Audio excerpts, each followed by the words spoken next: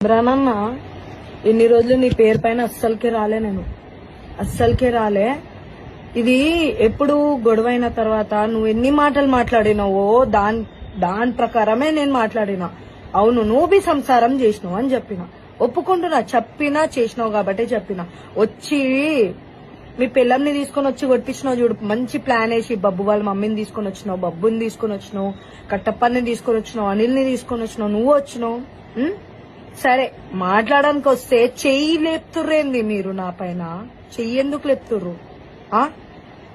ఇగో అన్న, రికార్డింగ్ వింటుంటే దన్నని చంప పైన కొట్టింది చూడు, కొట్టంగానే నువ్వు వచ్చినావు చూడు, క్యారే బెంకిలోడి మీ హాతౌఠారి అనేసి. మీ పిల్లం లేపినప్పుడే మాటలు ఎందుకు రాలే? మళ్ళా ఆమె చేస్తే ఒక లెక్క, నేను చేస్తే ఒక లెక్కనా?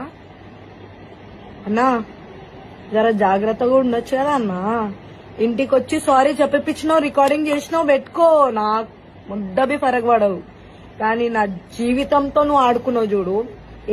నేనేం అందరికి మంచిగా చేసిన అంటున్నావు, ఏం మంచిగా చేసినావు? తిండి పెట్టినావా నువ్వు? ఫేమ్ ఇచ్చినావు.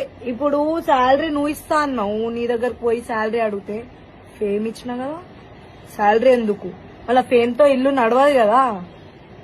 ఈ వల్ల నా జీవితం ఎట్లా నాశనం అవుతుందో నేను అస్సలు వదలా. నేను చెప్తున్నా కదా, పరేషాన్ టీమ్ లో ఫస్ట్ టైం వచ్చినప్పుడే మీ పిల్లమ్మ నాకు లింక్ పెట్టింది. అలాంటిది ఎన్ని గొడవలు వచ్చినాయి. నువ్వు మంచి రీజన్ పెట్టుకున్నావు, నేను చెప్పినందుకే గొడవ అవుతుందని. ముందు నుంచి అవుతుంది, నీకు కూడా తెలుసు. నువ్వు మీ పిల్లంని కూడా కొట్టినావు శ్రీశైలంలో ఫుల్, అది నీకు కూడా తెలుసు. ఈ రోజు నేను చెప్తున్నా కదా, ఇన్ని రోజు నేను మాట్లాడాలి. ఈ రోజు నాకు ఏదైనా అవ్వాలా, బ్లేమ్ మొత్తం నీదే. నేనేం చేసుకున్నా నేను నిన్ను వదిలా అన్నా. మీరు 10 మంది ఇగో గుద్దలు దమ్ముంటే ఒక్కళ్ళు వచ్చి కొట్లాడని బరాబర్ నుంచుంటా.